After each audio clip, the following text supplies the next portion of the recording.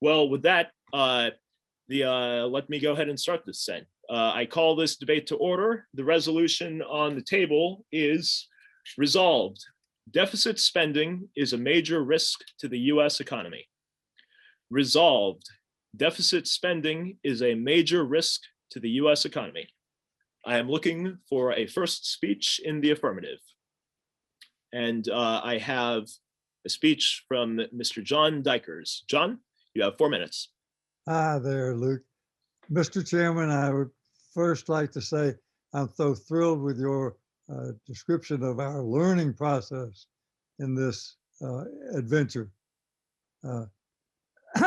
As chairman of the continuing education at our hospital for 35 years, I found that the hardest part of learning was turning loose what we used to think was gospel that we used to believe in. And that's really a fun thing to do. It's hard, but it's a fun thing to do. And I'm so glad you brought that up. As far as our resolution for today, I would like to say that I speak to the affirmative to this resolution because it is likely that we could all agree that this is always true.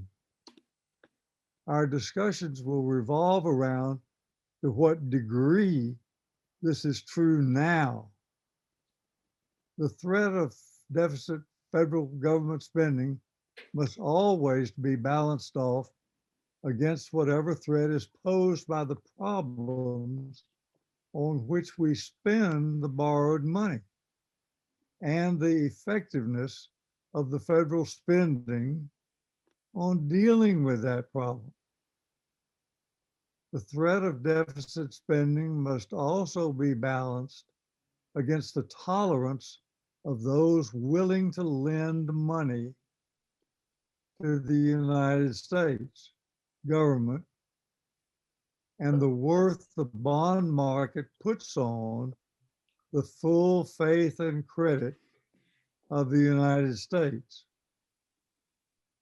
And that is based on the capacity of the US government to raise money through levying taxes and collecting those taxes in multiple forms from multiple entities. If spending makes our nation a more efficient producer of goods and services and produces enough federal tax revenue to pay back the borrowed money, we have only temporary inflation as a concern. We have no problem with borrowing and repaying the money. Money circulating does work. You're all familiar with the old saying that money's like manure. It's only good if you spread it around. And that's true. And money that's circulating does work and is taxed. But circulation multiplies the number of dollars in circulation. So we may have good times that we call a boom, and that's when those things are happening. And so inflation may be harmful if it overheated, and it may be quite good if it indicates that we have confidence and we're doing things. Currently, Japan holds about 5% of our debt, and China barely a tad less than that, and about 30% of our debt is owned by other nations, and we hold in US Treasury issues and bonds the rest of that debt. Now, those bonds are rated and their price is determined by the perceived risk of being repaid at principal and the interest due on that loan. I'll give you an example locally. We had a chicken plant that was closed here in our little town of Siler City, North Carolina, in the center of North Carolina. John, if you can take 30 seconds and finish up in 30 seconds. Okay. And the Ukrainian outfit was going to set up this chicken plant, and Ukraine leveled a 10% export duty on the corn they were going to feed the chickens with. And so it couldn't do it profitably, and they went out of business. Our own Civil War, one of the causes was a move in Congress to enact an export tax on cotton. The textile mills in New England wanted to force cotton growers in what became the Confederacy to sell them at a lower price. The Confederacy seceded, printed its own money, issued its own bonds, lost the war, and all of those bond and currency holders held worthless paper. So we have to keep those in consideration when we decide to borrow money to do the things that may well need doing. Thank you very much, Mr. Speaker. Hold on tight. We're going to have time for 2 questions real quick. So I now will recognize 2 questions for the speaker. If you have a question for the speaker on the content of the speech, please go ahead and raise your Zoom hands. Any questions? I will recognize a question from Paul Norris. Paul, ask a question of the speaker to me, please. Yes, Mr. Chair, would you please pass on this question to the speaker? How do you know when you have spent too much and the risk is getting too high? Thank you, Paul. Mr. Speaker. One of the best indicators of that are interest rates and bond prices. It's awfully hard to tell. For example, the Laffer curve you often heard about is when taxation and productivity intersect. It's so complex, it's hard to tell when that happens. So you've asked a very good question, and it's hard to know. Thank you, Mr. Speaker. The chair recognizes a question from Keith Long. Keith, please ask a question to me of the speaker, please. Yes, Mr. Chair, I might note very, very briefly that your guidance for how we should all speak and conduct ourselves is a breath of fresh air. And I might note a nice improvement from previous guidance from the chair. I would ask the chair this question. Modern monetary theory challenges everything that John Decker's just said. So I would be very much interested, Mr. Chair, in John's response to modern monetary theory. Thank you, Mr. Long. Mr. Speaker, if you can take about a minute to answer that so that we can get to the next question, but I'm interested in hearing your thoughts here. My response would be the price of eggs is down. It's the name of my book on the modern economics, and I hope you'll read it and enjoy it. I think what you are referring to, What the questioner is referring to. what the questioner is referring to, thank you, Mr. Chairman, is the concept that we are now such a global economy that the inflationary pressures that would be felt in a smaller economy are dissipated by the globalization. And that's certainly true. That's what makes it just more difficult to determine the answer to the first question. When have we borrowed too much? When was it at risk? And it's what people require in interest. And that is often signaled by the bond market. Thank you very much, Mr. Speaker. And with that, the speaker is thanked. Thank you for a wonderful opening speech in this. So as a quick note, the chair will smile upon a speech from Mr. Long later in this this debate, as it seems that he has some interesting things to say here as well too.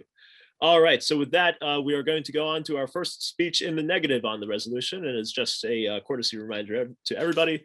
The resolution is resolved. Deficit spending is a major risk to the U.S. economy.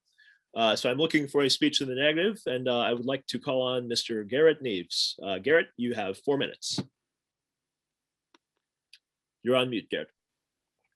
Yes, Thank you, Speaker, and thanks to everyone for attending. There are 128 of us on this call, and this is gives me a lot of hope for democracy going forward. So thank you. Deficit spending by our federal government is almost always essential to avoid causing a recession. This is because households, businesses, and local governments have powerful incentives to save rather than spend all of their income. Many households save in order to have a comfortable retirement. Businesses save to be able to fund expansions. Local governments can save to be able to respond to unexpected revenue shortfalls without cutting services or raising taxes or borrowing. And because every dollar being spent is also a dollar of income to someone receiving that dollar. Whenever a dollar is being saved rather than spent, someone is not getting that dollar as income. It is commonly said that recessions occur because there is not enough spending to create enough jobs. This is quite a contradiction. In order to be responsible for ourselves, we need to be good savers. And in order to avoid a recession, we need there to be enough spending. If households, businesses, and local governments are choosing not to spend enough to avoid a recession, who can we get to do enough spending? Our federal government is nothing like a household. The federal government is our monopoly creator of dollars. We can decide to have our federal government spend as much as is necessary to allow us to save as much as we want without causing a recession. If households, businesses, and local governments want to spend more, then we can have our federal government spend less to allow us to spend more without causing inflation. We can design the federal government spending so that most of the adjustments in the amount of federal government spending occur automatically in response to changes in the spending of households, businesses, and local governments. The federal government spending is like a scorekeeper awarding points, and nothing like a household spending income or borrowing. A scorekeeper does not have a limited stash of points to spend. It makes no sense for a scorekeeper to borrow. A scorekeeper can award as many points as the game requires. Interest rates are a policy variable determined by the Federal Reserve. The federal government selling bonds is a choice that is not necessary for the federal government to spend. The federal government does not need to sell bonds. The federal government does not need to borrow. It's a choice that we sell bonds. The view that I'm expressing might seem unusual because deficit and debt fear has been a highly dominant weapon used to manipulate us for the past 50 years. The famous economist John Maynard Keynes provided us the blueprint that we use to pay for World War II. His blueprint was not at all compatible with the deficit and debt fear, which has been dominant for the last 50 years. His views are compatible with the view that I'm describing today, and which is experiencing a rebirth, in large part due to the work done over the past 25 years by an economist named Stephanie Kelton. Please Google Stephanie Kelton. 20 seconds to finish your point, please. Yes. In conclusion, the major risk to the US economy is continuing to allow deficit and debt fear to be used to prevent us from understanding how to create an economy that works for all of us now and in the future. Thank you. Thank you very much. And with that, the speaker is thanked. We will now open the floor to 2 questions for the speaker. So if you have questions for the speaker, please go ahead and raise your Zoom hand. First question will be from Mr. P. Mr. P, please unmute yourself, ask a question to me of what the speaker said. Hey, I'm Peter Morecambe from North Carolina, Graham, originally from Wales. And I absolutely love that speech. It actually went to the heart of the, oh, Mr. Chair, if I may, Mr. Chair, I would like to mention something that was the last speaker. Can you ask it in the form of a question by chance? How many here would agree with the idea that John Maynard Keynes and funny money is what is really going on here? We came off the gold standard in 1934. Well, we made the owning of bullion illegal in 1934. And then in 1973, under Nixon, we came off the gold standard. And that's when our real troubles began. And of course, I know why we did it, but I believe it was a mistake. And what does the speaker think of that? And Peter, the chair will look forward to a speech from you on this topic sometime later this evening, if you would like to give one. But Garrett, Mr. Speaker, what do you think of this question, the gold standard here, and the funny money stuff? Well, what I said is really not dependent upon whether we're on a gold standard or not. The gold standard was somewhat of another artificial constraint. You know, it's like having a selling bonds when you don't have to, or having a debt ceiling that is not a real ceiling. It's just it's a legislative choice. The gold standard was a choice. A government, it issues currency. The currency has value for a very real and tangible reason. If you don't pay taxes in that currency, you can go to jail. You can lose your house. And the British did this all throughout history. When they would go into a place, they wanted the natives to work for them and grow crops. They would, you know, they have a coin with the queen's head stamped on it. Nobody wants the queen's coins with the head stamped on it until you tell them, you have to give us some of these coins or we're going to burn down your hut. Okay, so this is not funny money. It's not a free lunch. It comes because we as a collective society choose to give a certain entity, our federal government, a monopoly on the creation of dollars. And we choose to say, allow that federal government to require us to pay taxes in only that currency and nothing else. We can't pay in gold. We can't pay in cows. And we can't pay in bushels of hay. We have to pay in dollars.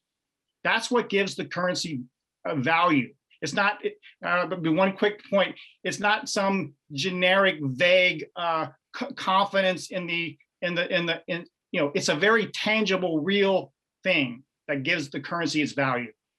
Thank you very much, Mr. Speaker, and thank you for the question as well, Peter. A quick just note of process, but the chair would humbly request that all questions asked henceforth and all questions asked in debates, and no worries on this front for mistakes that are made, but just keep in mind, are asked in the form of a question. And it is often such that that some questions might actually make good speeches in themselves as well. So one of the reasons we make sure to keep questions in the form of questions, just future references, so we can get as many of those great speeches in as possible. So just keep that in mind, please, as you're asking everybody. Just make sure to do that. Although, Peter, this was an excellent question here as well. So much appreciated on that front. All right, we're going to take the last question for Garrett from Miss Sally Isaacson. Sally, would you like to unmute yourself and ask a question to me of the speaker? Yes, I'd like, Mr. Chairman, I'd like you to ask the speaker if in his worldview, which I agree with, does he prefer a patriotic purchasing of bonds, which we have not seen since World War II, or selling them to foreign countries, or taxation? And I'd love to hear his answer. Thank you very much, Sally. Mr. Speaker. Thank you, questioner. I think that we should use bonds to achieve public purpose. Okay, and in World War II, bonds were sold, and John Maynard Keynes was very clear about this. Bonds were sold, and they were sold to regular people, not billionaires and millionaires. They sold them to regular people so that the regular people were not buying refrigerators and cars. That's the reason that the bonds were sold, not because the federal government needed the money. What the federal government needed was that the productive capacity of society would go to manufacturing war materials and not consumer goods. So they needed the people, the regular people, to tie their money up. And John Maynard Keynes explained it, that the reason, because the regular people were sacrificing by not buying refrigerators and cars, that they should get a return on their sacrifice in the form of interest. So he was very clear that the selling of war bonds was not to get money to finance the war. It was to get people to not use productive capacity that could be used to make war materials to win the war. So we should use bonds in the same kind of smart way that John Maynard Keynes did for public purpose. What is our purpose? And does selling of bonds, and who do we sell them to? Does that further our public purpose or not? And with that, the speaker is thanked. Thank you for excellent responses and for those excellent questions, everyone there. I will just make a quick note that after you give a speech or after you ask a question, you are still quite welcome, everybody. Just keep this in mind for all this.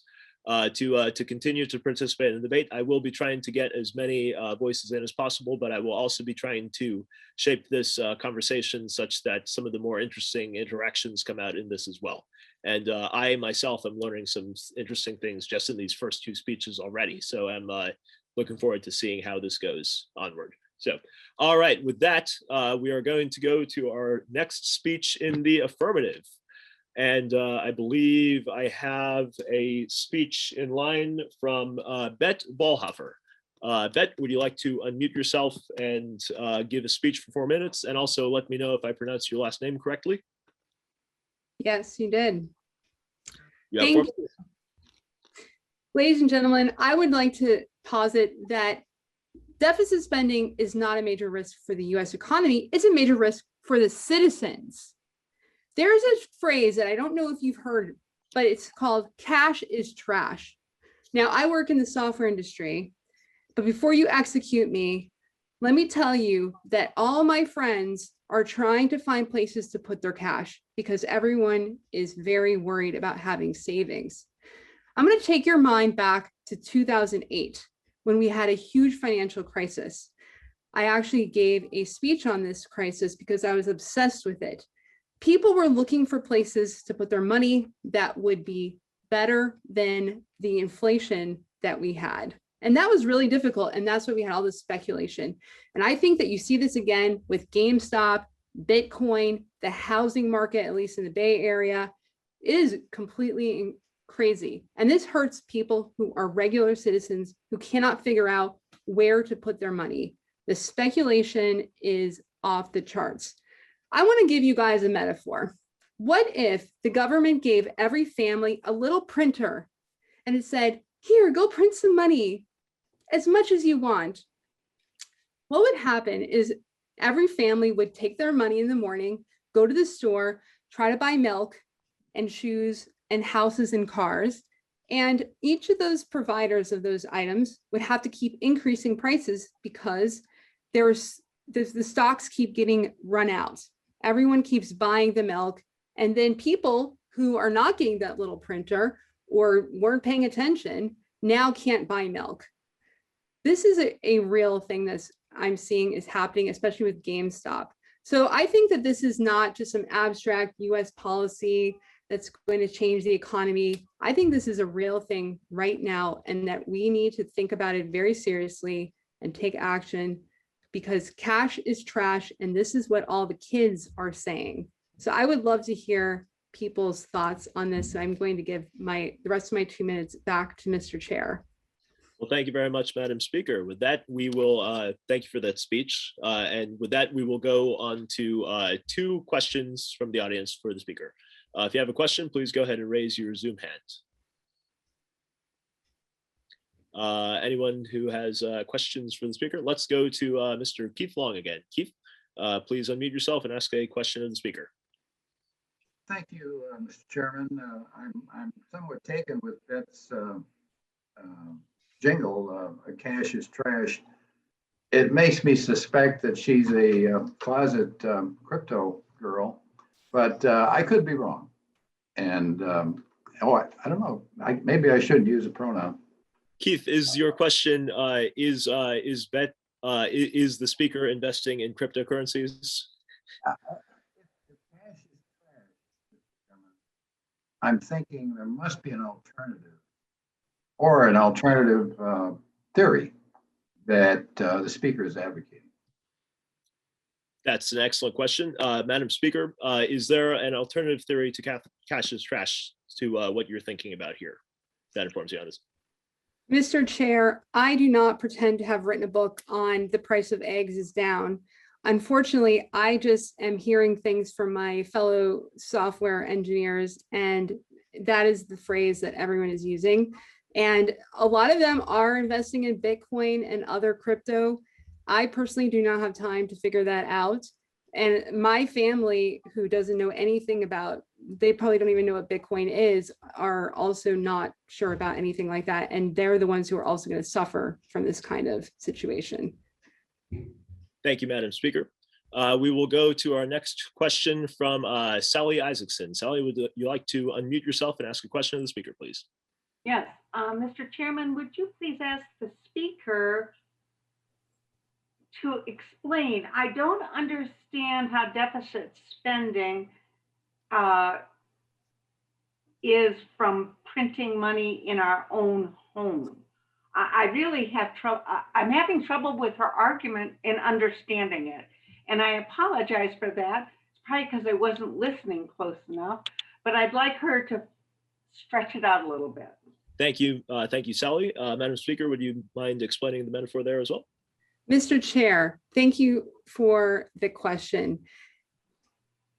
What happens with quantitative easing or the government basically printing more money in order to spend it, it's similar to having a printer in every home. And I was thinking of that metaphor last night as I was discussing this with my husband, trying to take it from the extremely abstract that the Federal Reserve is just printing extra money and trying to make it really concrete that basically we're all getting a lot of extra money. But what does that really mean? Because the dollar is trust.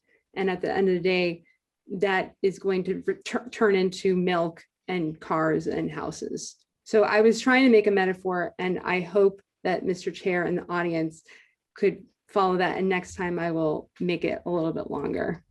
Thank you, Madam Speaker. Sally, we do not normally go to follow-up questions, but I'll change that rule just briefly for this if it's directly related to what you just said. So you brought it down.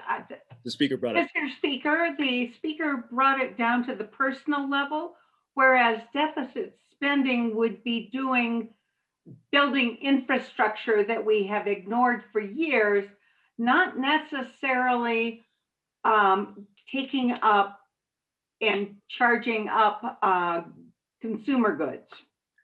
Madam Speaker, do you have anything to address that on the difference between the public level and the personal level on the question of printing money?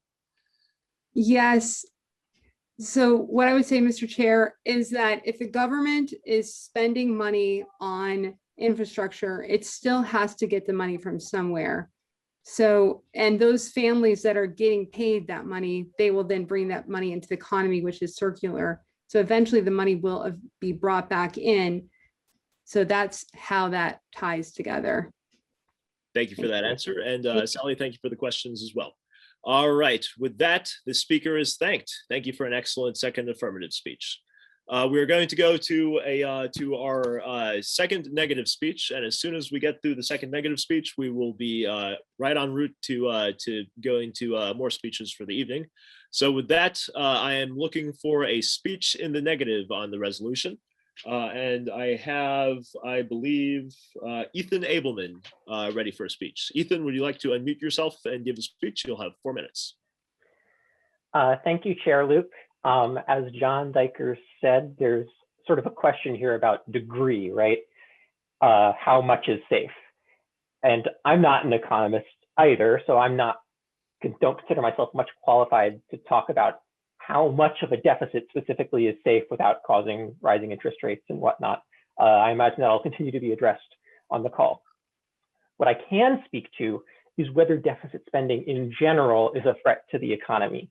And in my opinion, it's not. On the contrary, it's really, really important. So for background, my wonky DC job involves tracking the federal budget for state governments. So I actually read the legislative text of appropriations bills. I know it is riveting. And state governments care about the federal budget because they get a lot of money from it. Medicaid, social programs, education grants, transit grants, you name it, right? But there's a lesser known reason that they care so much, which is that unlike the federal government, nearly every single state has a balanced budget requirement. They cannot spend more than they take in within a given fiscal year. So when states get a budget crunch, they have two main options. They either raise taxes or they cut spending. And since tax increases are so politically difficult to pass, they often cut money for schools, infrastructure, and other essential services. They make a lot of tough decisions. Now, maybe that's not so bad. You know, as speakers have said before and after and will after me, you know, there's plenty of reasons why we would want our governments to be conservative with our money and not cause inflation. Until really big crises strike. Pandemics, recessions, natural disasters, which are happening more frequently, security or military needs. There are so many events which create unexpected spending needs. So if you're a state, even if you have a robust rainy day fund, it's not going to cut it. And that's when they call the federal government for help. Now, of course, part of the federal budget is set aside for crises like these, for agencies like FEMA, but only so much. So when lots of dollars are needed fast, Congress can tell the president to issue bonds or tell Jay Powell to press the money button and get the money flowing. And let me tell you, it has been a lifesaver during this pandemic. First of all, it's been a lifesaver for states who have had expenses shoot through the roof, from vaccine distribution to increased demand for unemployment and social services. Not to mention, it's a literal lifesaver for citizens. Like, if Congress had needed to balance the fiscal year 2021 federal budget and not run a deficit, people would have died as a result, undoubtedly. As just one example, remember, you know, Operation Warp Speed, the money for the vaccine, that was $10 billion of deficit spending. If you have your vaccine, you have the deficit to thank. Not to mention helping those who don't have cash to actually invest anywhere, which is very common these days. So bottom line, you know, you don't want to have to raise taxes or cut essential services during crises. And in fact, if we're worried about deficits, spending more early is actually probably the smarter thing to do than literally pay for the consequences later. Now, to be clear, I don't know if I would argue that we should keep spending in check, that we shouldn't keep spending in check, or that we should just print as much money. You know, modern monetary theory has been talked about a lot so far. Again, I'm not an economist. Seems like there's debate on the issue. I don't know. Seems like kind of a big risk to transform our economy for something that doesn't have a real world example, but I don't know. I'm curious to hear more of what everyone has to say. But even if we don't like monetary theory, there's ways around this. You know, if there's not a big immediate spending need, like say if you're in a long period of growth, it's probably a good idea to enact targeted tax increases or reforms to secure the long-term financial health of the government. But there are times when the government needs to spend large amounts of money very quickly. And that's why deficit spending, rather than being an inherent economic threat, is a powerful tool to help run a more stable, efficient, and equitable government. Thank you. Thank you very much, Mr. Speaker. And with that, the speaker is thanked. Also, kudos to you for having the time to look over all that amount of policy legislation as well and stuff like that. I'm sure there are those of us in this room who have done similar things and beat our own brains out while trying to do it. So good on you for being able to do that noble public policy work. All right, we will go to 2 questions for the speaker. If you have a question for the speaker, please go ahead and raise your Zoom hand. The first question we have is going to be from John Dykers. John, please ask a question of the speaker to me, please. John, you're on mute. You're still on mute, John.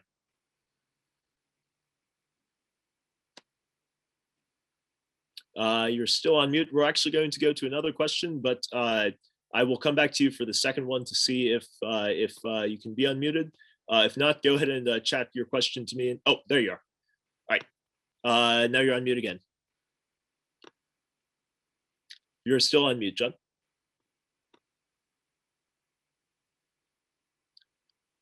John, I will come right. Oh, here we go. Okay. Great.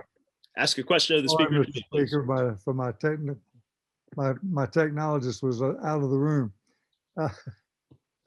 Mr. Speaker, would you ask the speaker how she makes the judgment when we repay the money, the crisis is over?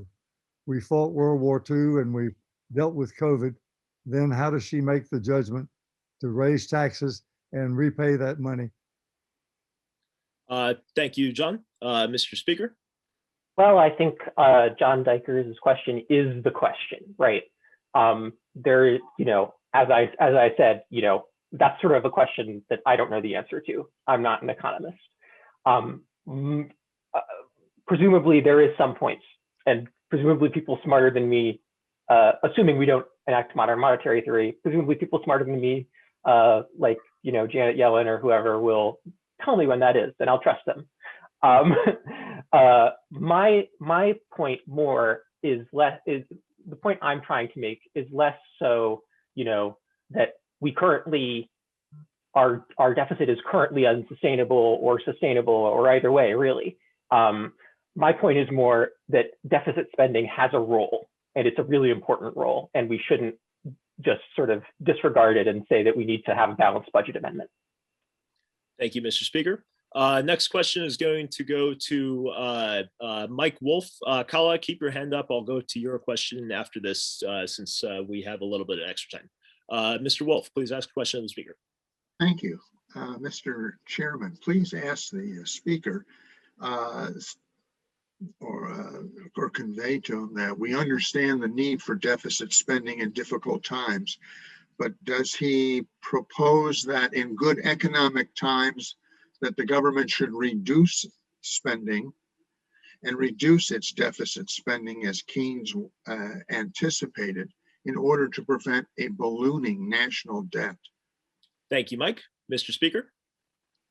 Again, I'm not an economist, and I haven't, read a million economics books, but my understanding based on, reading financial journalists and listening to, government officials is that that would be the idea, that, for example, at the end of sort of a record long expansion, you would, instead of enacting record tax cuts, you would enact some sort of targeted tax increases or, reforms and stuff like that. I'm not wedded to that particular position, and I'm interested to hear what other folks have to say, but sort of based on me trusting, the entities that I trust, that is my understanding of what the general idea would be.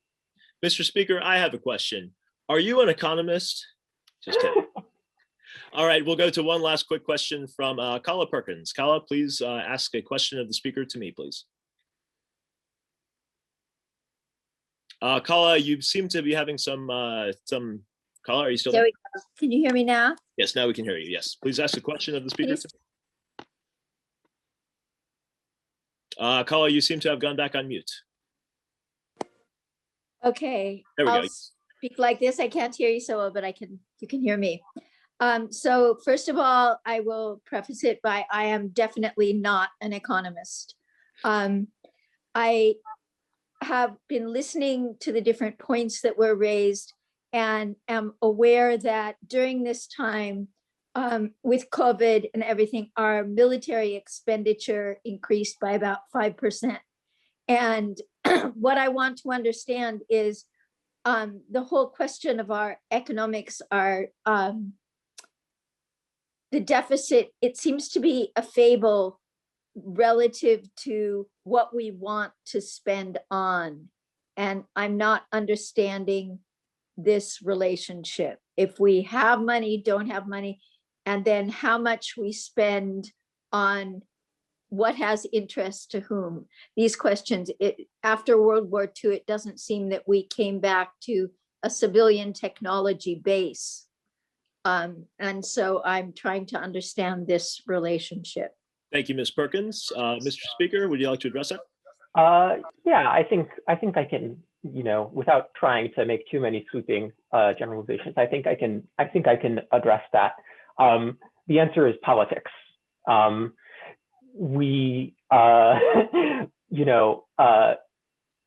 Despite what any politician in Congress says, every year without fail, we spend more than we take in. And that is because cutting things is very unpopular and raising taxes is very unpopular. And those are the main ways that you reduce a deficit. And so, I mean, that's really the summary. If you try and reduce defense spending, there's going to be political backlash. If you try and spend money on roads and bridges, states without roads and bridges, their congressional representatives will say, "Hey, if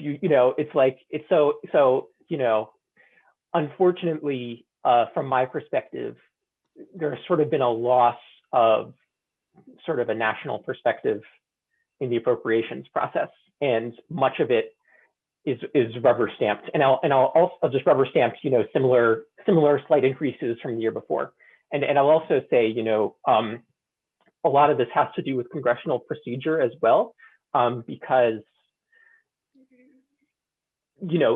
there's always these clashes, these partisan clashes, and then it always gets pushed to the very last minute.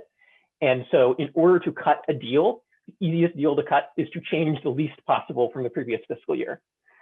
So it's sort of a self-fulfilling prophecy, and there's tons written on this, but the appropriations process needs reform, and politics needs reform is what you need to know. All right. Well, thank you for that. And with that, the speaker is thanked. And I just want to offer a hearty thanks from myself and from the staff team for all these first four speakers in setting up some of the framing and asking some of the interesting questions that I look forward to hearing us all debate and discuss and question ourselves over the next 53 minutes. So just a quick reminder that the floor is open, and I'm going to be calling on as many more speakers as I can moving forward. So if you have a speech, just be prepared to raise your Zoom hand. I don't know if we'll be able to get to everybody who wants to speak, but I am going to try to get to as many as we can. So with that, I'm looking for a speech in the affirmative. And I see Mike Wolf has his hand up for a speech in the affirmative. Mike, would you like to unmute yourself? You have 4 minutes. Mike, you're still on mute. Oh, great. Thank you, Mr. Chair. So the question is our national debt dangerous for our economy?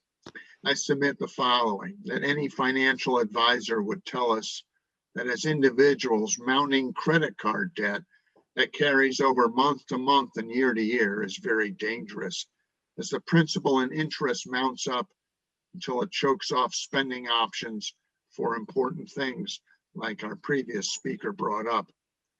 It is based on the absolute principle of arithmetic.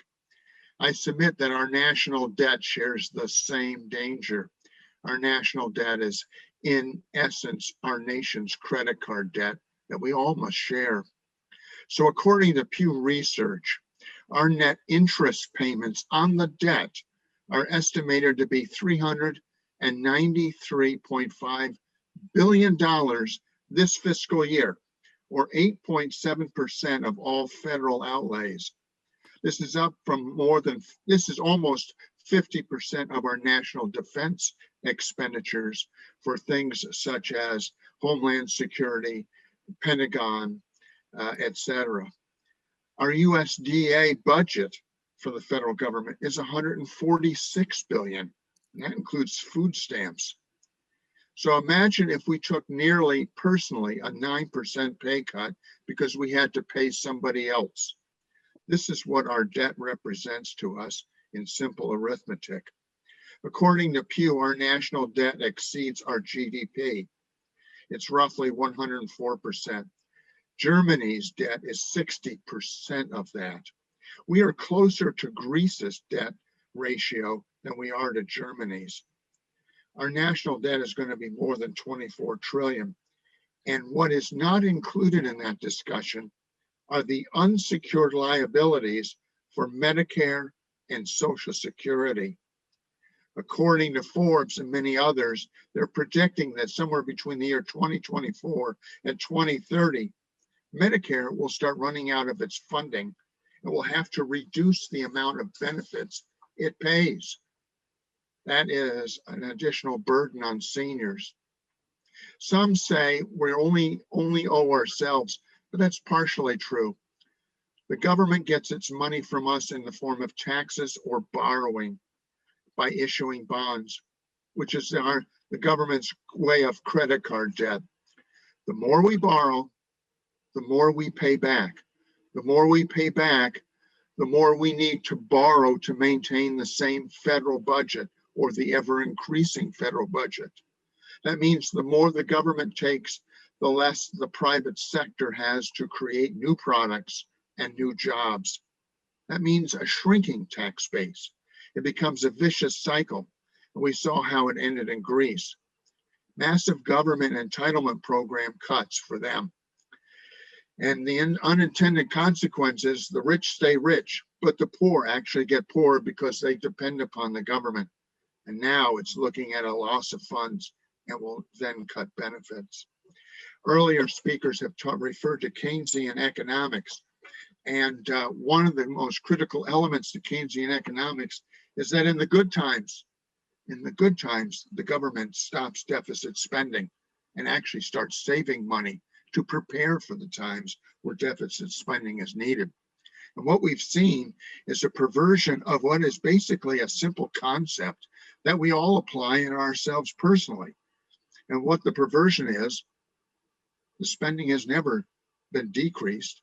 It's always increased, and it keeps increasing, and it keeps increasing until we have to pay more and more. Thank you. Thank you, Mr. Speaker. With that, the speaker is thanked. We will now go on to 2 questions for the speaker.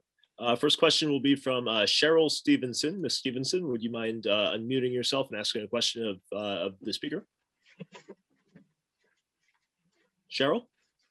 Cheryl, I can you? don't mind. I think I've raised my hand at the wrong time. I think what I have to say is too long. I think I want to save it for a speech. Thank Great. you. And I will look forward to that. Thank you. Okay. Let's go then to Garrett Neves. Garrett, would you like to ask a question to me of the speaker, please?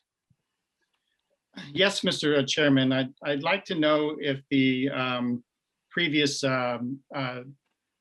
speaker would please Google Stephanie Kelton, presidential lecture, and hear a point of view that the federal government is nothing like a household at all. Every dollar the federal government spends is a new dollar created, and it has to deficit spend in order for us to save. And Garrett, do you mind asking this specifically as a question? That's it. Question and answer. Finish. So, Mr. Speaker, the question is, what do you think of the general question of is the federal government like a household or not like a household? All right. Well, first I would respond in the following way. Arithmetic applies to all of us. Government doesn't have its own special brand of arithmetic and rules, and we have ours. Unfortunately, 1 and 1 makes 2 for everybody, whether it's a corporation, whether it's a government, whether it's your mom or dad or me. That's number one. It is true when the government does spend, it creates jobs. But what is probably more true is that when the private sector spends, it creates more jobs. For the government to spend, it must first take money out of the economy to create the job it wants to create. Whereas the private sector is not taking money out of an economy, it is creating an expansion of the economy. So I think that is the critical element there. And when you have continuing growing deficits that we have to pay for as taxpayers, when those deficits, then the interest that we pay is far greater than what we pay for support and entitlement programs, then we've reached a tipping point. Thank you, Mr. Speaker, and thank you, Garrett, for that question as well. As everybody can see, there are very, very, very important distinctions of how to think about this here, and that's what we are hoping for in this debate. So I'm going to go to the next question for the speaker from Peter. Mr. Peter, if you don't mind asking this next question, please ask it to me as a question, please. Mr. Chairman, I've found very little to disagree with. I've heard a lot of really good stuff this evening, and I've got a really fundamental question, a little bit of preamble. Nation states, a little bit, please. Very short. Nation states today, and pretty well since 1914, have depended on their fiat currency in order to fund wars and such like. And what I might ask you now is, can the nation states survive? Can the Mr. Speaker, can I'm hoping somebody here will have the answer to my question. Can the nation states survive when citizens can put their money into cryptocurrency and cannot be forced by violence into using US dollars or other fiat currency? Thank you, Peter. That is a fascinating question. Mr. Speaker, would you like to address that real quick? Well, I'm more of an expert on how chocolate ice cream is made than I am on cryptocurrency, though one may be more valuable than the other. Cryptocurrency is something I'm starting to learn about, and more companies are endorsing it. And it makes you wonder just how long they think this is going to last. Meanwhile, I would think governments would be afraid of cryptocurrency because it's diverting funds and resources away from the typical currency system we have, and it does so unregulated. So I don't know how this is going to play out, but I suspect that there's going to be quite a battle by those who believe in the freedom to have cryptocurrency as an option, and those who are afraid of what it may divert from political control. All right, and with that, the speaker is thanked, and so are his questioners, because this just goes to showcase some of the real fundamental questions here. And I, as somebody who knows nothing about money myself, am finding a lot of interesting things here too. So, all right, well, with that, we're going to go to the next speech in the negative. If you have a speech in the negative, please feel free to raise your hand now.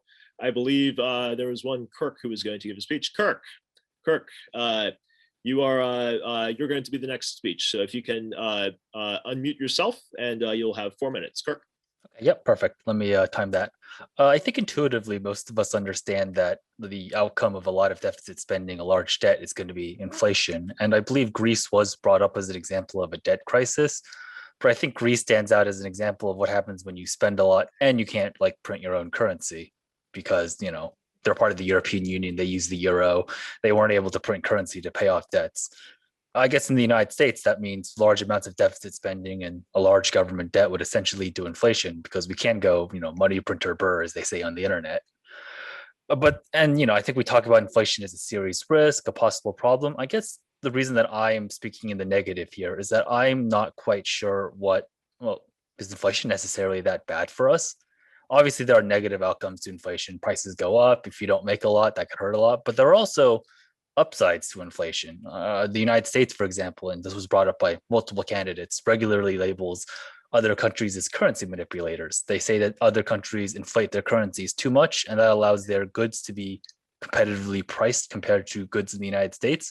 And thus they export more things than the US does, and we don't as a result.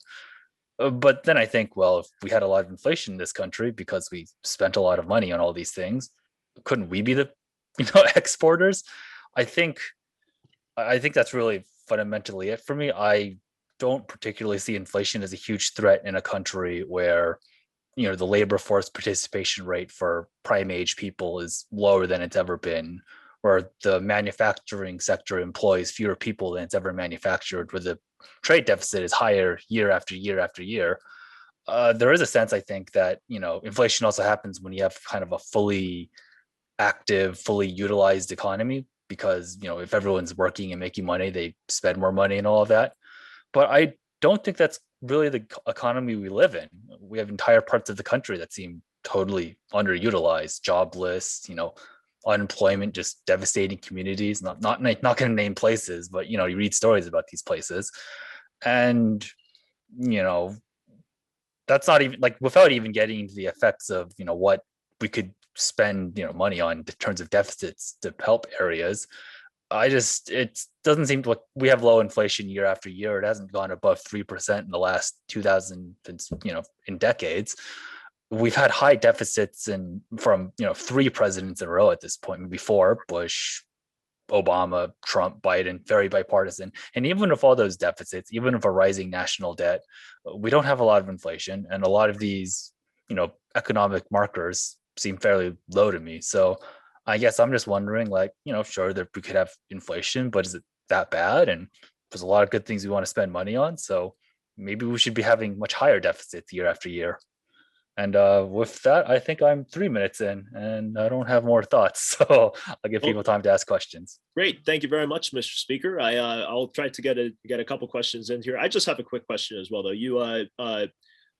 The speech has focused on inflation. The resolution obviously is deficit spending. As part of your general thought that deficit spending is always correlated directly with inflation, and if so, can you explain that to all of us?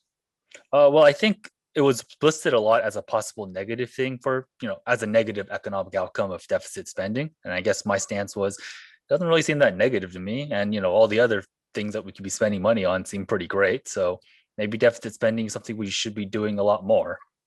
Excellent. Thank you for that. I'll try to get a couple questions in here. First, we're going to go to Sam. Sam, ask a question to me of the speaker, please. Yeah, so I'd like to ask the speaker, if inflation is something that we're going to take on board, then what mechanism do you see being used to bring people along? Sorry? Does the speaker see? What mechanism does the speaker see? Oh, I'm sorry. No worries. What mechanism does the speaker see being used to transition people who are sort of the common case people who are meant to build a certain economic base over the course of their lives, and when they experience inflation, that work is erased? During 2020, we saw basically the entertainment sector shut down, and it transitioned to a digital entertainment structure that is fixed at $15 a month subscription fees, right? So to some sense, that part of a person's wage and livelihood was accounted for, but I don't see it being accounted for elsewhere yet. Does the speaker have an opinion on how that transition is supposed to happen without harming the majority of people? Thank you, Sam. Mr. Speaker? Oh, this is on. Perfect. Well, I would say that, I mean, I would also assume that we're spending whatever we deficit spend on is generally helpful to the majority of people. Obviously, I think it'd be a terrible idea if we just handed the entire federal budget to Bill Gates or something as part of his personal fund. But, you know, the government spends a lot of things that essentially help people. It could be spending a lot more things to help people: schools, roads, bridges, building things, giving people money, encouraging business formation. I think, you know, obviously inflation would hurt people who depend on wages, but it would also create a lot more opportunities to make a wage, right? If you don't have a wage or wages are low, more competition for labor. I heard recently with the stimulus bill, like, it's harder for people to find workers. And if it's harder for people to find workers, well, you have to raise wages, right? So that would be my answer to the speaker. Thank you, Mr. Speaker. All right, next question is going to go to Ethan Abelman. Ethan, would you mind unmuting yourself, asking a question of the speaker? Thank you, Chair. I'm curious if the speaker has any ideas about why, or theories about why it seems large amounts of deficits and deficit spending over the past decades has not resulted in large amounts of inflation. Mr. Speaker? Well, someone did mention the Phillips curve easily, right? That unemployment rates, as they go down, inflation tends to go up. And I think, I'm not an economist, obviously, but my impression is that there's a sense that inflation goes up when the gears are moving too quickly and, you know, every cylinder is firing in the economy. And I think the reason inflation is low is that even with all the deficit spending we've been doing, that because of structural problems in our economy and globalization, and maybe we're not spending the money right, that's probably true, the economy is just not firing with all its cylinders. I mean, you can go to a lot of parts of this country where unemployment's high, you know, people are suffering, and, you know, those places, they don't seem like they're firing at full cylinders. So I would say that's really the problem. Just not enough is being, I would say maybe not enough is just not enough jobs. You know, the jobs aren't equally distributed, but leaving large parts of this country behind. I think that's why I would say inflation's not as high as it could be. Thank you, Mr. Speaker. I'm going to take Chair's prerogative to actually add one more question to this. We're going to go to Gilberto Lemus Villers. Gilberto, would you mind asking a question of the speaker? Thank you, Chair. I'm very curious with the speaker as to when should we start to decrease deficit spending if we do see a significant improvement in the economy? Thank you, Gilberto. Mr. Speaker. I mean, I guess if inflation's gotten really high to like 1970s, 1970s levels, if you know that the labor force participation rate has gone back to 1970s, 1980s level, a lot of these statistics, I think, were just like way, like when, towns out in the Rust Belt feel as good as they felt in the 1970s, the 1980s, so, not just them, just all parts of this country. I think you cut back when you see a lot of tangible, dramatic improvements and a lot of the reversals of the economic trends of the last 50 years. And I don't think we're there. And I think it would probably take a lot of spending, a lot of state intervention to get back there. All right. And with that, the speaker is thanked. Thank you, everybody, for these interesting questions as well, too.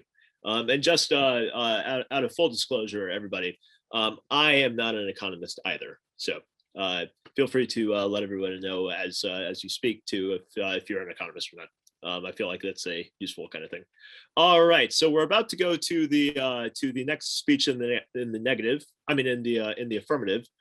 So I'm looking for a speech in the affirmative. If you have a speech in the affirmative, please go ahead and raise your yellow Zoom hand, and I will go ahead and start getting ready to call on someone for that. But in the meantime, I just wanted to take a little point of chair's privilege and say this is actually really interesting stuff.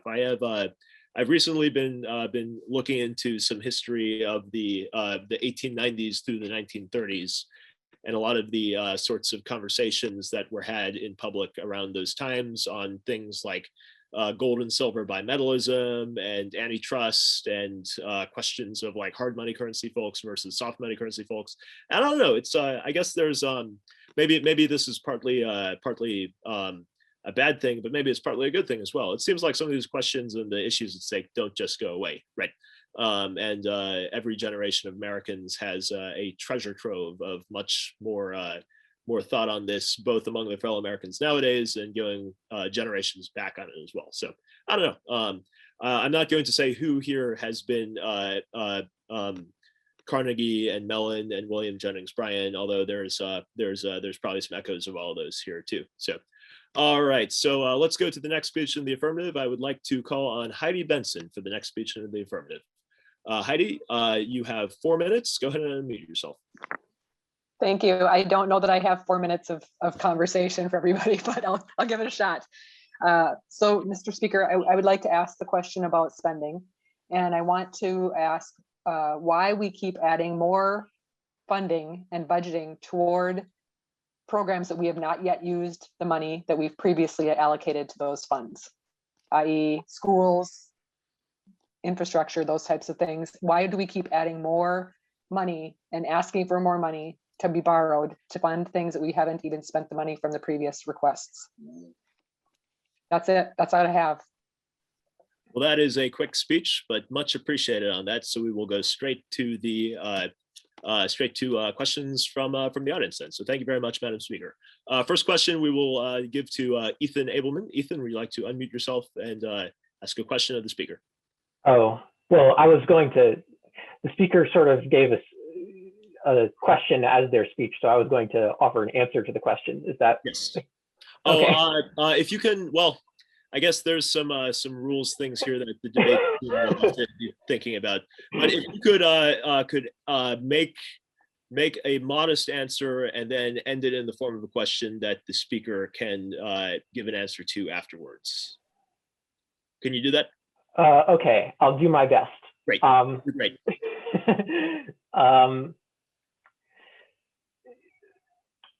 I wonder if, okay, so as prologue, spending lots and lots of money takes time. And as an example, I've been paying a lot of close attention to the recovery bills for the COVID pandemic. And some things you just increase existing programs funding and that goes out quickly. But when there's a new program, it takes a lot of time to figure out the details, the regulations, who's eligible. It simply is an administrative hurdle. So I'm wondering, I guess my question is, I'm wondering if the speaker previously could acknowledge or understand that, or if there are additional frustrations that they have. This is a wonderful way of doing this. Thank you for working with me in the format. Much appreciated from the entire Braver Angels debate team. Madam Speaker. Yes, I guess the answer to the question is, I understand that there has to be allocations of money and it's not easily spent all at one point in time.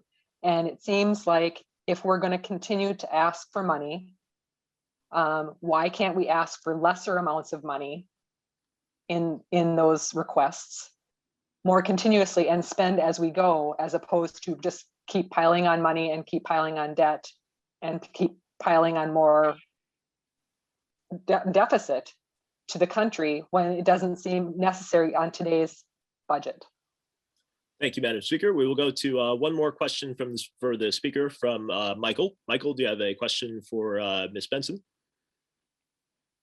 You're still on mute. Yes, but it's going to sound a lot like the last question. Maybe if I rephrase it, but the clearly, as long as it winds up in the form of a question. Okay, yeah.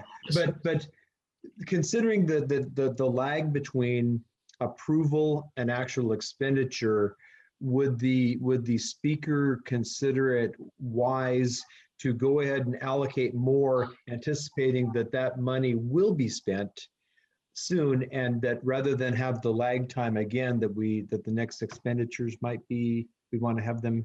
That's only barely a question. I apologize. But I do wonder. Michael, it's an excellent question if you ask me. So, Ms. Benson, Heidi. It is. Thank you. So the way that I look at this is that states' fundings are oftentimes, and I'll put this in a school budget type of situation. School budgets have to spend all the money that they've requested and been granted in a school year, or they get less money next year. So lots of times the money gets spent on wasteful things that aren't actually needed because they have to spend the money that they've been given, or they won't get the same amount of money next year. Instead, I would rather have the government make it easier for the people asking for the resources to condense the times between when they're allowed to ask for the money, so that the money can be spent very frugally and not just thrown out because they have to spend it within a certain period of time. Because I think a lot of times what happens then is that the money that was allocated gets differently appropriated for things because they have to spend it. And so they'll name it something that sounds like it fits in the budget that it was asked for and is not really being spent on things that it was asked for.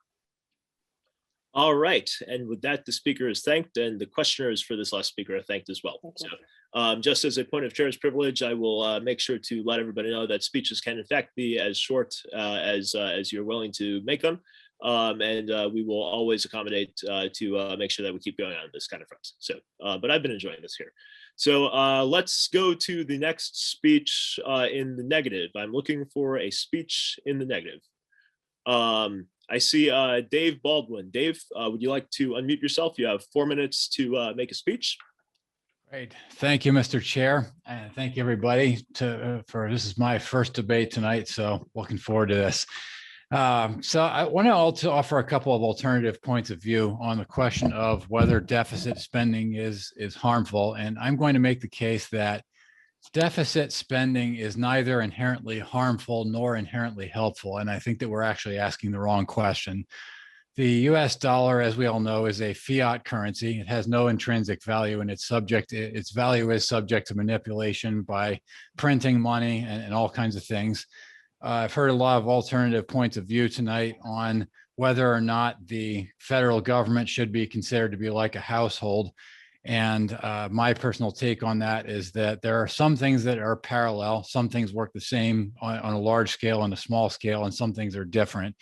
But the federal government fundamentally has different motives and incentives than a household or a corporation does, and that has to be factored in.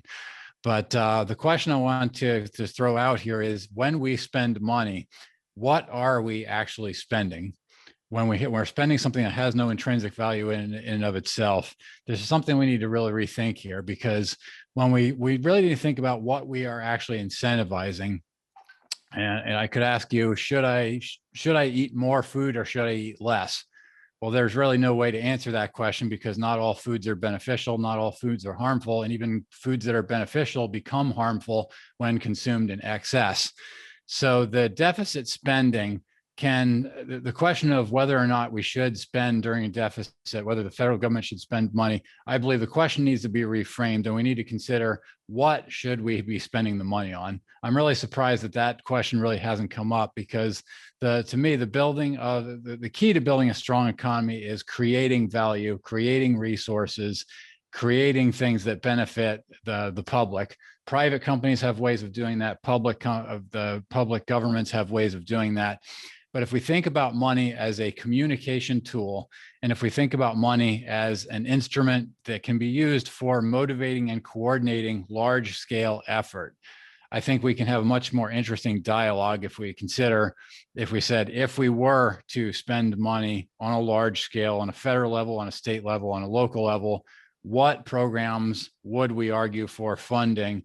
And I realize this may be outside the scope of tonight's debate, but I'm just going to leave it at, we should reconsider this question from a different point of view, and that I'm considering my viewpoints beyond the negative, because I don't believe that deficit spending can be classified as inherently harmful. So with that, I will yield the balance of my time for questions. Thank you very much, Mr. Baldwin. Well, because of that, we will make sure to take 3 on this front, because it sounds like this will be an interesting part. But also, on behalf of Braver Angels and the Braver Angels debate team, welcome to your first ever Braver Angels debate. And everybody else here who this is your first time, welcome to your first Braver Angels debate as well. May there be many more, and we will do our best to be worthy of you coming to more of them. So, all right. So first question will go to Aaron. Aaron, would you like to unmute yourself and ask a question to me of the speaker, please? Yes, actually, I apologize. I was actually looking to make the affirmative speech. Oh, excellent. Well, in that case, just mute yourself again, and I will plan on calling you in sometime fairly shortly here. Let's give this first question then to Barbara Hamilton. Barbara. Hello. Also my first debate, and I'm really loving it. Mr. Chairman, could you ask the speaker if the speaker could consider a perspective of, instead of spending money, using the words creating money?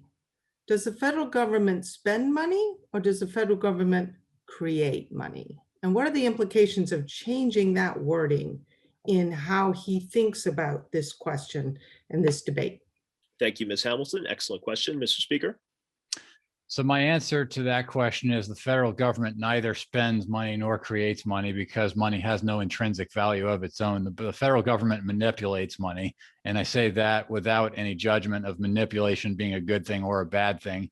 And I think the real goal is, you can't really create money, you can create resources. And so the federal government can possibly manipulate balances in such a way that motivates private entities and public entities to do more of the things or less of the things that create value. But I don't believe that the word create can be accurately applied to money, because there's nothing really being created, especially in the digital currency.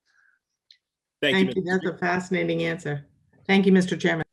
Thank you. And thank you, Mr. Speaker. Next question will go to Sam. Sam, unmute yourself. Ask a question to me of the speaker, please. Sure, I'd like to ask the speaker if it's a tool to be used in pursuit of certain goals, then what other remedy would the speaker consider if then to use the government institutions that exist to do whatever spending is in them to do on projects proposed through the regular political channels?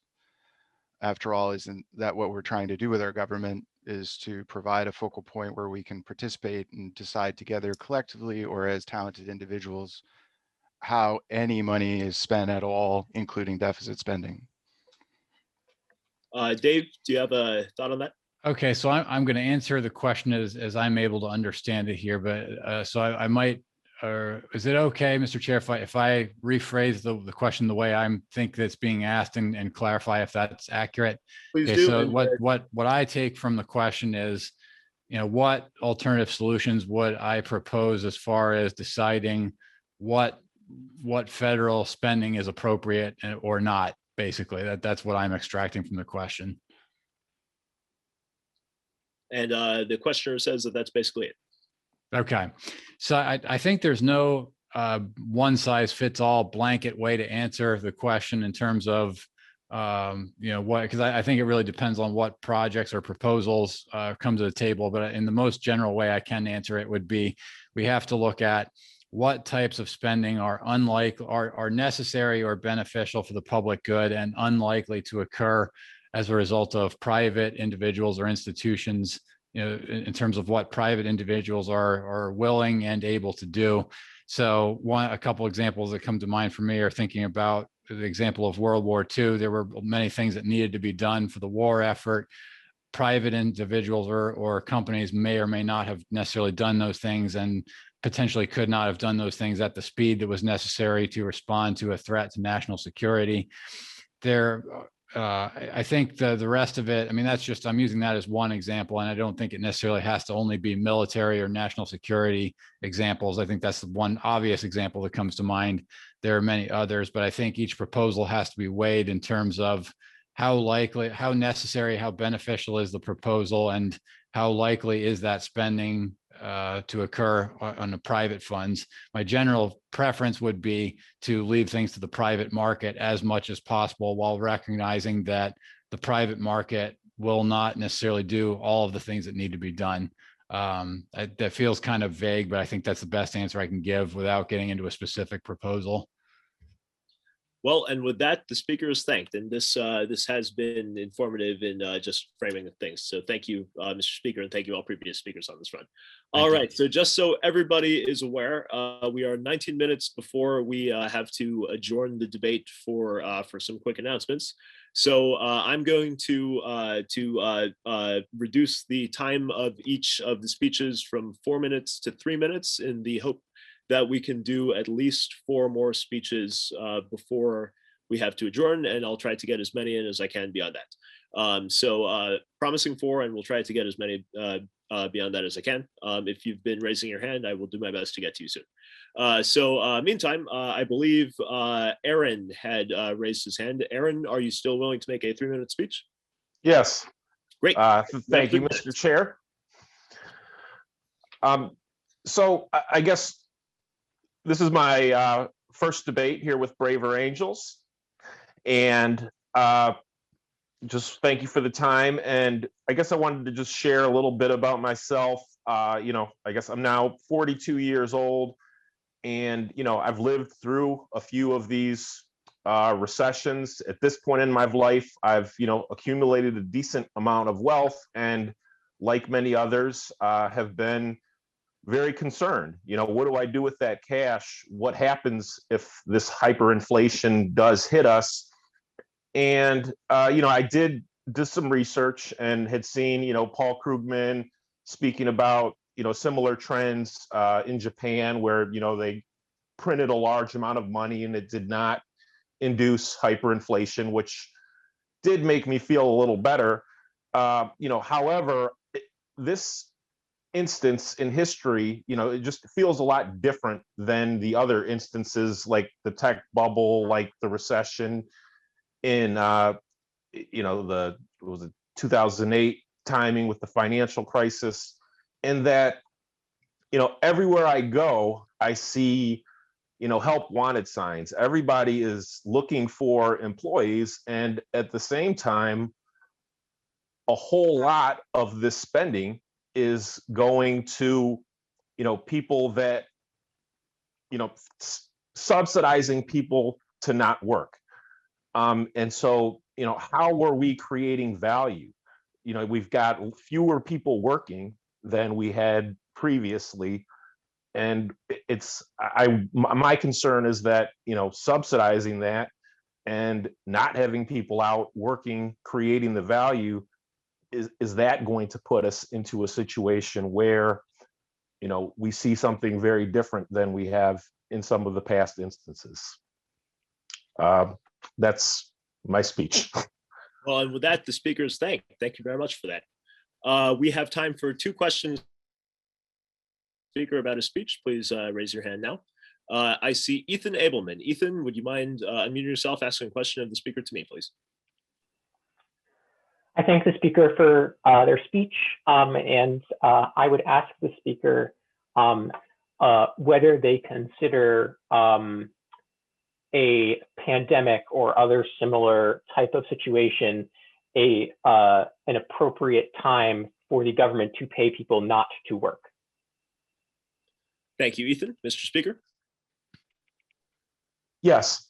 Obviously, the pandemic is a very serious situation. A lot of people have, some fears, obviously justified to some degree. At the same time, you look at the effects of the pandemic, what it actually, ended up doing, getting through the wave, how some other countries handled it. So I guess I'm sort of half answering it, but yes, I do see it as a significant event that should trigger government spending. However, it also concerns me, the levels in which it's continuing, even now after we've had a vaccine and, the peak is past us. Where is that going to lead? I'm still concerned about where it's going to lead, and what levels of inflation are going to fall upon us. Thank you very much, Aaron. With that, the speaker is thanked. So real quick, just a quick executive decision. I've decided that we're going to try to fit 6 last speeches in, but we're also going to only do 1 question per speaker on that front as well too. And I think we'll be able to just make it right before 9:50. So yeah, we should be good on that front. In that sense, I'm going to look for the next speech in the negative.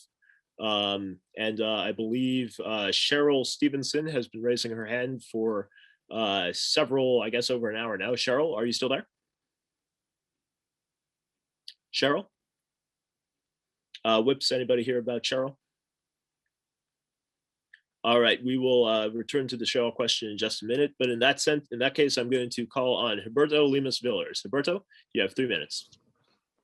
Thank you, Mr. Chair. I'm glad to say that while I'm not an economist PhD per se, I am a former investment banker and a management consultant. And so I've been looking into this question very deeply as to whether we should increase deficit spending or whether it's a risk to the economy. Currently, it is not a risk. And there are 3 main reasons for it. The first 2 are mainly economic, and the third is very political. The first is that that deficit spending can be a risk to the economy because it increases government spending.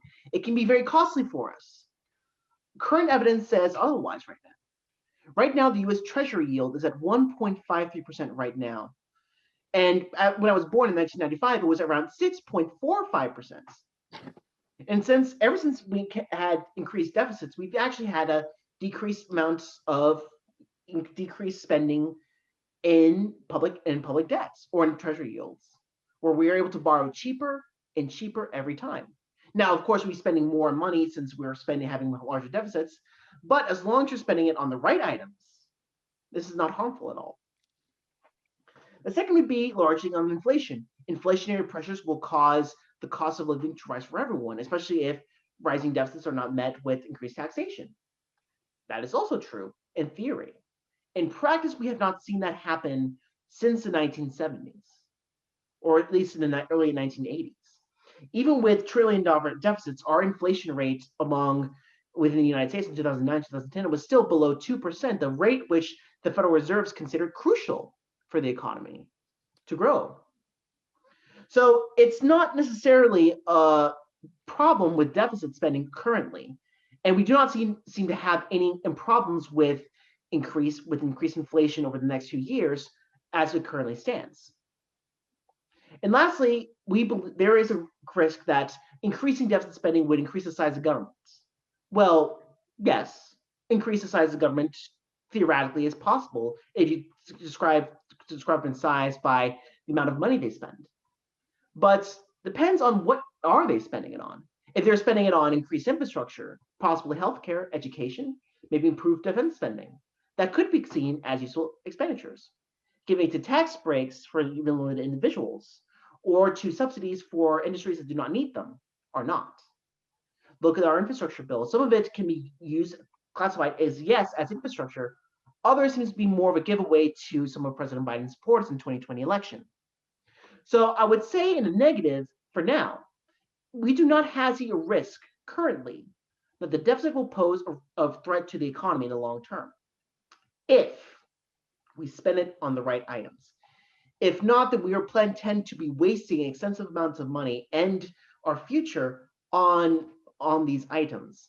I suggest for many to make sure after this debate to look and call your congressman, make sure that if you are going to have a deficit, fair enough, but spend it on the items that matter for the future. Thank you, Mr. Speaker. Thank you very much. With that, the speaker is thanked. We're going to go to one question for the speaker. I'm going to go to Mr. Keith Long. Keith, would you like to unmute yourself, ask a question to me of the speaker, please? Yes, Mr. Chairman. The speaker has accurately pointed out in the last decade, federal deficits have been at historic high levels, and they've been increasing during that time, actually longer than that.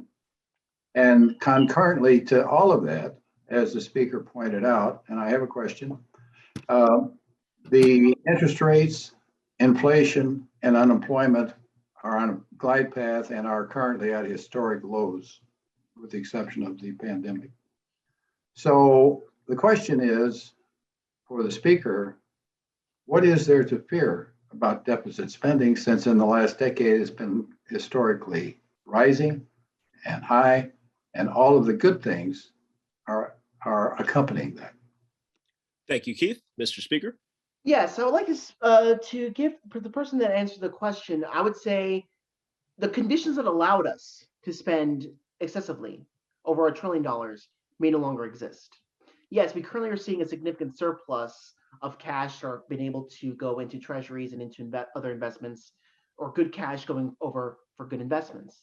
However, that surplus of cash may not necessarily be help in there for much longer. We right now seem to have $1 trillion in savings people have saved up since the COVID-19 pandemic.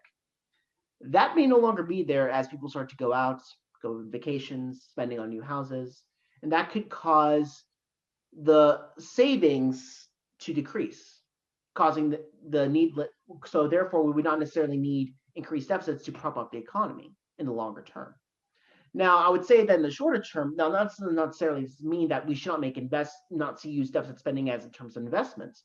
We certainly do in some areas, but those have to be limited and be very careful as for how much we are investing in, or whether we want to invest in. Thank you, Mr. Speaker. We'll take one quick second question from David Roten.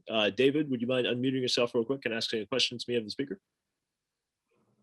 Thank you for taking my question. The question I don't believe I've heard addressed this evening is what happens when the interest load becomes so high that we have to start cutting into entitlement programs and we no longer have any money left for discretionary spending in the government. Thank you, David. Mr. Speaker. Well, I would say to the gentleman asking the question, we don't need to fear for that for quite some time. And by quite some time, I mean over probably the next 20 to 40 years for now. Right now, the US government has a AAA credit rating from 2 to 3 main agencies. The third main agency has a AA+. That means our credit is considered one of the highest in the world, if not the highest. As long as foreign and domestic investors still see the US Treasury bond as a safe investment, regardless of its foreign owners or domestic owners, we will be able to maintain borrowing at attractive rates. Now, this will become a problem if investors no longer see that. Though currently, it does not seem that investor sentiment is likely to change in the long term, at least for now. As long as the United States is able to keep its economic superiority and the US dollar as a cornerstone of the US of global finance, that should not be an issue, frankly. So that's good news. But if it does happen, then we'll have to significantly increase taxes or decrease spending if that does happen. Though I wouldn't plan on counting it right now. So. And with that, the speaker is thanked. And per something the speaker just said, if anybody in this room or anybody watching on YouTube later happens to be planning to run for the 2044, 2048, 2052, 2056, 2060, or 2064 presidential elections, sounds like the speaker's got one heck of an issue area for you to talk about in that campaign. So just keep that in mind. All right, we are going to go to another speech in the affirmative, and I have been seeing Paul Norris, my whip here. Paul, do you have a speech in the affirmative? Luke, thanks for indulging me. Mr. Chair, to you, I'm sorry about that. But Mr. Chair, I'm sorry, I get overly personal. So I am holding up a 100 Bolivar bill, which was worth $100 when it was printed. Right now, it's not even good toilet paper because it's too hard and it's too slick. It has no measurable value. So I'm going to be a little bit alarmist here, and I'm just going to point out, we've been talking about economic inconvenience throughout this entire debate. There is also such a thing as economic crisis. And I think we've had an assumption that, oh, well, we're going to get lots of warning, you know, we can just kind of modulate what we're doing a little bit and we'll be fine. I'm not sure that that's true. And I think, you know, maybe there's a difference between responsible deficit spending, which I would definitely approve of. I mean, hell, I took out a mortgage to buy a house and I am really glad that I did that. It worked out very well. But versus irresponsible giveaways and rewarding irresponsible behavior, like the people who caused, our last economic crisis, they got rewarded for it. And I think the last two presidents have changed the game. We have gone to blatant giveaways. And I think, that changes things. And also remember, investors don't always see what's coming. How many investors saw the housing crisis coming? Not many. So I just want to put in a little bit of alarmism here. I think there's a place for alarmism. I've lived a long time and I've seen a lot of really bad stuff happen that people didn't see coming. That's my speech. Thanks. Thank you very much, Mr. Speaker. We'll have time for one quick question on that. And I'd like to give that question to our first speaker of the evening, John Dykers. John, would you like to ask a question of the speaker?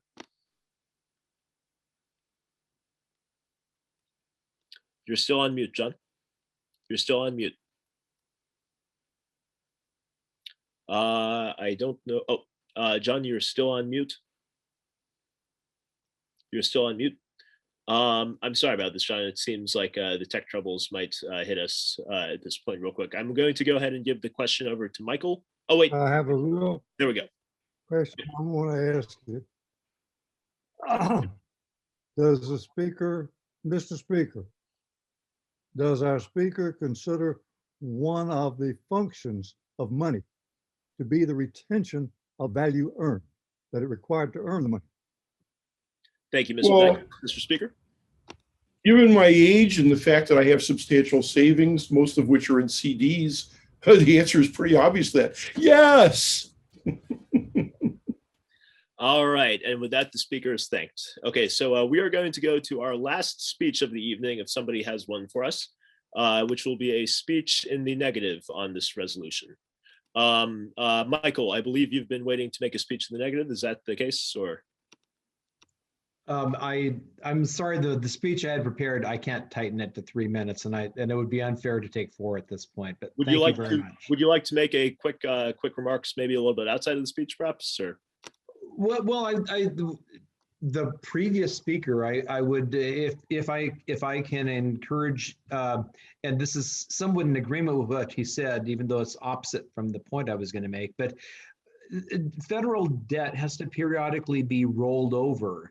And what would be the scenario that the speaker would envision if, when it came time to roll over the debt, these historically low interest rates we now enjoy are no longer available? Thank you, Michael. I will take that as a very quick speech. And we will now go to a quick question. Does anybody have a quick question for the speaker about the rollover of federal debt?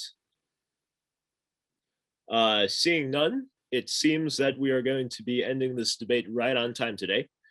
So with that, after a huge number of fascinating speeches and fascinating questions here being discussed, and in a debate that I feel that I've learned some things that I hadn't been thinking about.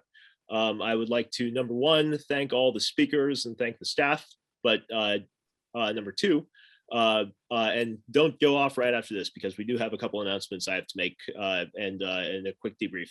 But I'd like to get a motion to adjourn this debate. So do we have a motion to adjourn this debate? Just shout it out. So moved. Do we have a second? Do we have a second to the motion? Second. All right. With that, this debate is adjourned. So, but don't go away just yet. We have a very quick thing we always do in terms of just some debriefing. So, you no longer have to call me Mr. Chair, and you no longer have to call each other the speaker. Just we're back to casual real world now. So, with that said, I have a couple announcements, but we're going to do a quick 3 or 4, maybe 5-minute debrief. Main question, and just unmute yourself and start talking on this if you like, but please keep it short so more people can get in. We ask 2 questions after every debate. So the first one is, what did you learn? Just unmute yourself and say what you learned. America is creating efficiency, not money. This is what I learned. Anybody learn anything? Anybody? It motivated me to look up more about I guess I decided to look up more about modern monetary theory. Honestly, not a fan, even though it supports the things I like. But it is interesting to learn. Elena Bork? Yeah, states operate out of a balanced budget. Mike? Yeah, what I learned is that people seem to diverge on 2 different words, debt and deficit. We could have a deficit, but I think the real issue that I think we can agree there are great times to have a deficit spending. Whether you're Republican, Democrat, conservative, or liberal, we've all lived through those times or have read about how it works. The real issue is it's not the deficit, it's the debt, that which accumulates. Always good framing on this stuff. Thank you, Mike. Jack, you've been running things behind the scenes over here. What did you learn? Most of us are not economists. Catherine.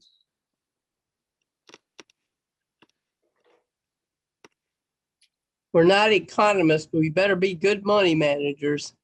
I love having a rainy day fund, and I don't have a problem with the U.S. government having a rainy day fund for those entitlement programs.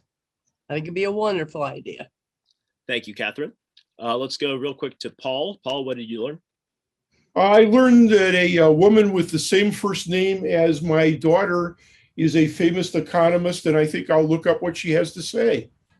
That's exactly what we always hope happens with these. So wonderful to know, Paul. April, what did you learn? I learned, it's funny, one of the prior folks said, I think it was Jack, you said that a lot of us are not economists, most of us. I learned though that like people have a relatively sophisticated level of understanding of these things. And yeah, I was pretty impressed by that. Thank you, April. And for those of you who do not know, April is the scheming mad genius for whom you can blame everything about the Braver Angels debates program on. So, so let's give her a round of jazz hands for joining us here for some of this kind of stuff. And lastly, Ethan Abelman, what did you learn?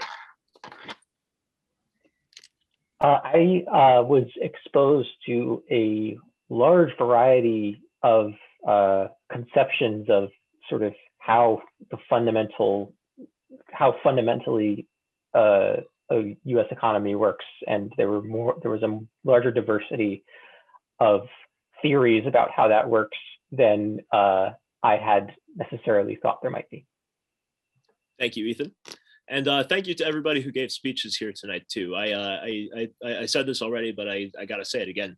I always find myself just appreciating how deep so many people's understandings are of these kinds of things, but also just how broad that variety of understandings is. It goes back to that Lincoln quip, right? All over this broad land, and all over this broad land, there are many, many American people who have many different kinds of views, and that winds up being a cacophony a lot of times. But I think it is possible, and I hope that we are doing steps here in meetings like this, and debates like this, and conversations like this to make it more possible for that cacophony to sometimes be a little kind of chorus of the union, right? Where there can be a deeper sense of the way these different divergent points of view on important things, and the natural differences that at a moral level, different kinds of Americans have about the same kinds of things, ways that can be something that makes us more than just the sum of our divisions, right? And so that is what Braver Angels has always worked on, and that's what we always hope to be doing moving forward.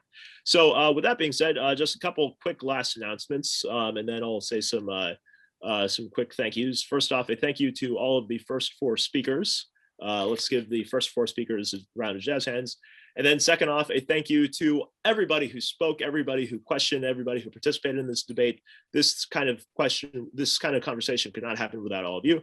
And then lastly, and most importantly, let's just give a round of jazz hands to my lovely and wonderful Zoom team here: Jack Deniston, Bruce McKenzie, Paul Norris, and Rachel Bailey. You guys are the coolest whips in town. And thank you guys for being here and helping make this thing happen. So with that, we're going to do a couple of quick Thank you to the chair. Sorry, is that it? Oh. Thank you to the chair. Oh, well, thank you all for listening to obeying my commands, I guess, as I wielded dictatorial power over this wonderful democratic deliberation and shaped it to my own whims and wills. So anyways, that being said, so let's go just do some last minute sorts of things. So first off, you just witnessed a Braver Angels debate. Braver Angels debates are one of our flagship programs. And this one in particular, I think, was just very full of fascinating things. So for the record, for all of you to know, there's been a gentleman in the audience tonight, Todd Lassa, who has been doing some just taking some notes and doing some reporting on this. And so a quick, I believe, no names will be disclosed, but like a report on this kind of debate and how we worked on this. Will be available at a political newsletter or a political website he runs called The Hustings. That is THEHUSTINGS.news, thehustings.news. By this coming weekend, it will have a summary of some of the comments here and a summary of some of the things that happened here. So that is in the chat if you'd like to take a look at that. And just get a sense of that and maybe share it around if you like as well. Todd, is there anything else I need to know about that? Anything else we need to know on that, or is that basically the gist there? Todd? Oh yeah, here we go. Sorry. First of all, if you are interested in having your name on the website, please let me know. There's also on the chat, there's the email address for reaching me, and that's editors, plural, at thehustings.news, NEWS, rather than com. And I'd like to use your names if you want me to use them. And for those of you who've spoken and on your little Zoom box there only had a first name, if you want me to include your last name, please send me an email as well. So the idea is that by tomorrow, I'll have a summary of the four intro speakers with the affirmatives in the right column and the negatives in the left column.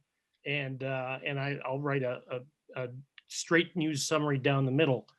That's the idea of the hustings. It's very much in line with the way that Braver Angels works. I'm looking for civil discourse on political news issues. So please, again, take a look at thehustings.news and send me an email to editors@thehustings.news. Thank you, Todd, and thank you for being here. And everybody, if you would specifically like to grant permission to have your name used and all that, you have his contact information there, so he can help you with that. So, Yeah, let me know if you don't let me know, I will not use your name. Yes. Thank you, Todd. So with that, then there's additionally another little order of business we have to do as well. Just information on Braver Angels. So what you saw here tonight is the Braver Angels debate, right?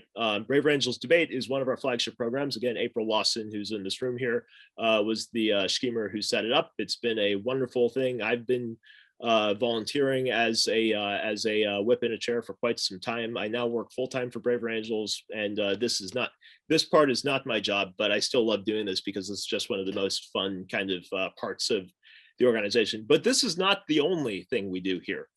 We also do a variety of workshops. We also do a variety of things that are at a more kind of like how do you depolarize yourself emotionally level? How do you talk with family about politics levels? We have all kinds of programs at the workshop level that do interesting things like that. We also do a series of public events as well, the America's Public Forums and various things where we specifically tried to bring in experts to engage in expert and citizen conversation on this kind of thing.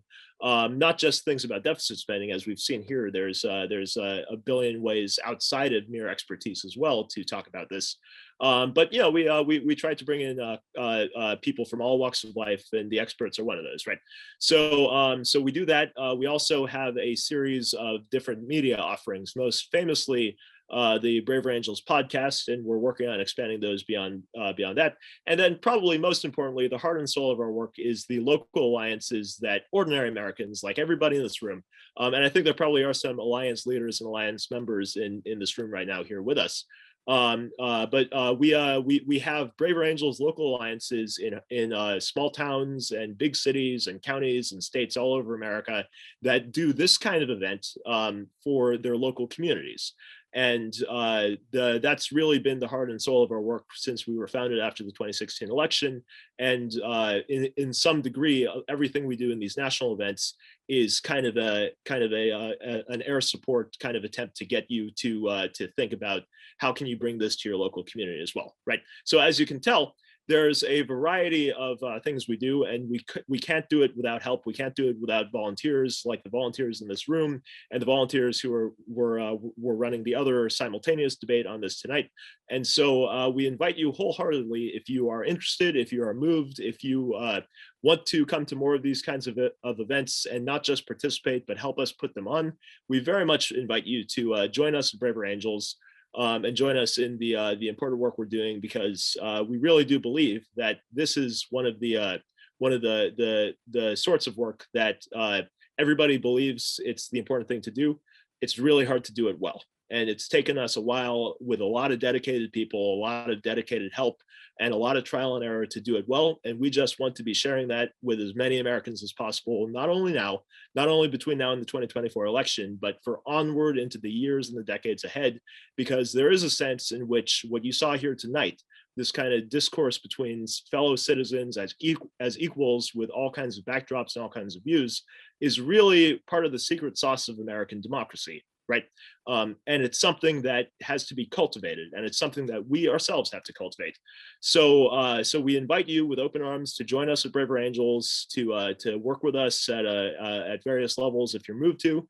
And I look forward personally to seeing you at more debates, more America's Public Forum programs, and various other things. You will see in the chat that there are links on how to join Braver Angels and how to follow us more closely if you'd like to take a look at that. And then additionally, there is a link to a survey that will be helpful for us once you fill it out to generally improve this kind of program. So thank you, everybody. On behalf of the WHIP team here with me, on behalf of the entire Braver Angels event team, and on behalf of Braver Angels as an organization and a community and a little part of American life that tries to make things a little better for our public discourse and for how we treat each other as citizens, I'd like to thank you for joining us for this debate tonight, and I will look forward to seeing you all at many more to come. Thank you, and let's go forth and build a house united. Have a wonderful night, everyone.